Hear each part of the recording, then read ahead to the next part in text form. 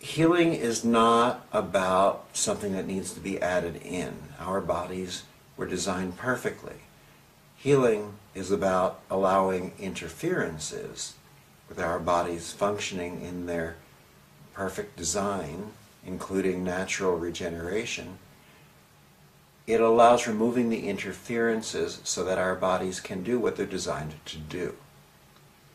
So reconnective healing is very different in many, many ways. First of all, with most energy healing techniques, you have to pretty much figure out what you think the problem is, and then you approach it with that limited concept or perspective of changing the part of the problem that you're able to at least recognize.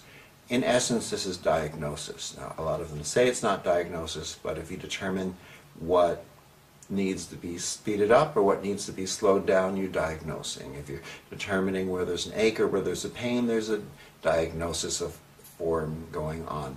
If you're using, whether it's a pendulum, whether it's O-ring, whether it's muscle testing, you're diagnosing because you're trying to figure out where the weakness is or where the strength is, where the congestion is, where the chakra color change is, where the spin should be. These are all forms of diagnosis. And really, well, the understanding might come about if we look at the word diagnosis. We have di from the Greek, meaning two. Agnosis from the Greek, we have di from the Latin, meaning two. Agnosis from the Greek, agnostic, meaning don't know. So there you have it. Two people who don't know, you and your doctor, so why bother? When we determine or attempt to determine what the person's problem is, we then focus on seeing whether we can fix it.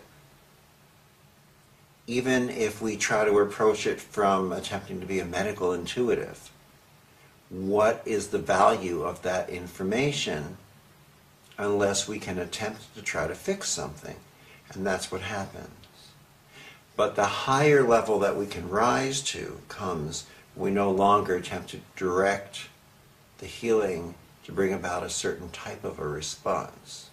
But instead, when we allow ourselves to rise to the level of becoming the observer and the observed, and as we're willing to be in that state of observation, we find that the universe displays the perfection and beauty of the healing process before us. So, in truth, the less that we know about the person that we're about to work with, the better off that person is, because the less likely we are to attempt to direct or alter the course of the healing process to fit the limited perspective that we're able to understand from our human conscious educated minds. And the more likely that we are to gain the true gift of being able to witness a more phenomenal, a more comprehensive, a wiser, and more intelligent healing.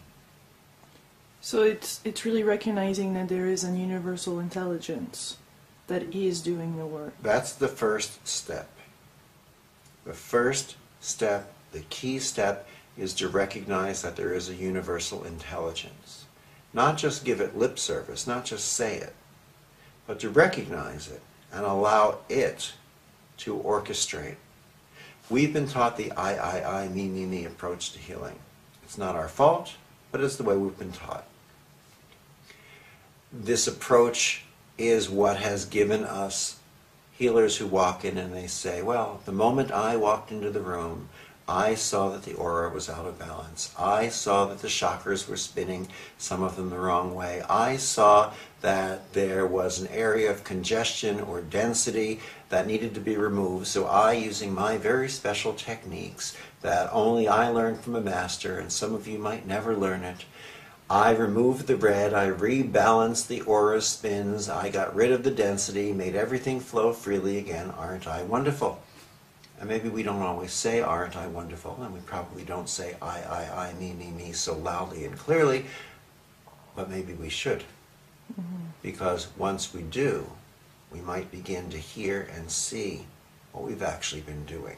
The truth is, if we worked on, for example, an athlete who injured themselves, what would we experience? What would we see? What would they experience? Well, let's say that an athlete on the playing field injured his or her knee. There's swelling, there's heat, there's altered function, there's redness, there's pain. The pain is the knee picking up the body's telephone system, calling up to the brain saying, help, help, help, there's damage down here.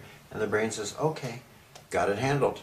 I'm going to send increased blood flow, we're going to wash away the damaged tissue, we're going to send healing nutrient fluids to bathe the area in regenerative nutrients. It's going to keep the area congested in a sense and swollen. It's going to limit its motion, but that is to protect it while it's in that delicate situation.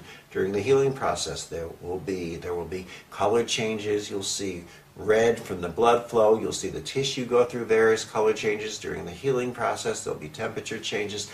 This is all a part of the perfect design of the intelligence of the universe, demonstrating itself through the innate intelligence of the human body.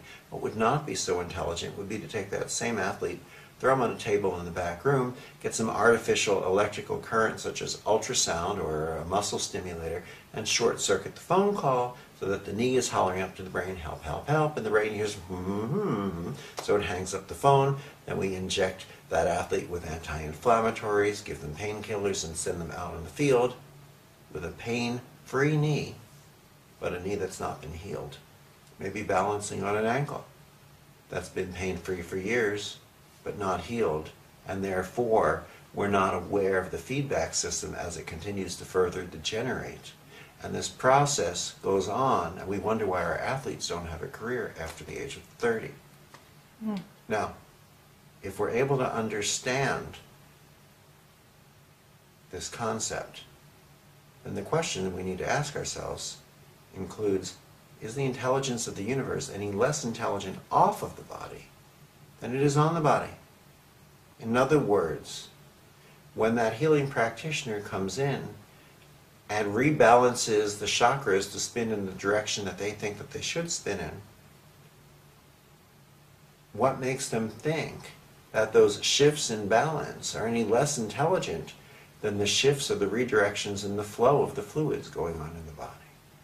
When they remove the chakra colors that they think shouldn't be there and rebalance them so that the ones they think should be there, when they remove the area of red that they think should be purple or green, what makes them think that those color changes away from the norm is any less intelligent than the color changes that the body's tissue goes through?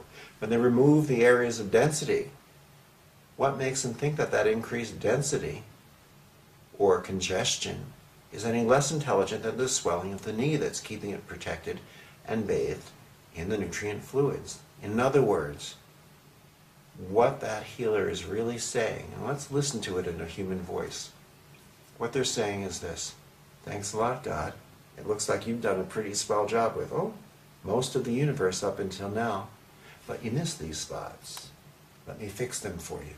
By the way, here's my pink business card with the rainbows and the fairies. It lists all the various energy healing techniques that I've mastered. Keep the card. Call me anytime I can help you again. I would love to stay and chat, but I have just about enough time to run off, email everyone I've ever known, and tell them exactly what I have just done, and then still make it to the class that I'm teaching tonight on how to transcend your ego. By the way, you might want to come. There's always something for everyone. So this is quite evolutionary, not revolutionary. You like to use the word evolutionary. It is requiring our sense of self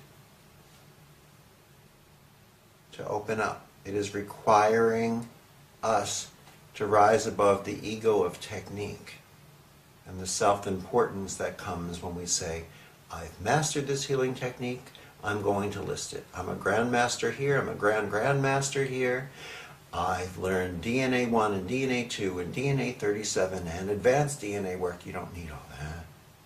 The fact is, when you're 100% present, you're 100% clear, you don't need to be doing those things. You step in as who and what you are. And the space that you share as you vibrate at that level of coherent light becomes a reminder to that person with whom you're sharing that space. And something inside of them says, hey, I remember this. This is me vibrating as light. I think I'll do it again. And as they return to that vibration of light, nothing denser, nothing heavier than light really has anything left to hold on to.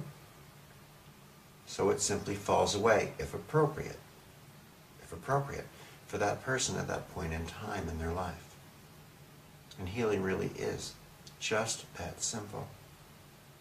But you must piss off more than one person on this planet Oh too God, with this. yes, but you know what?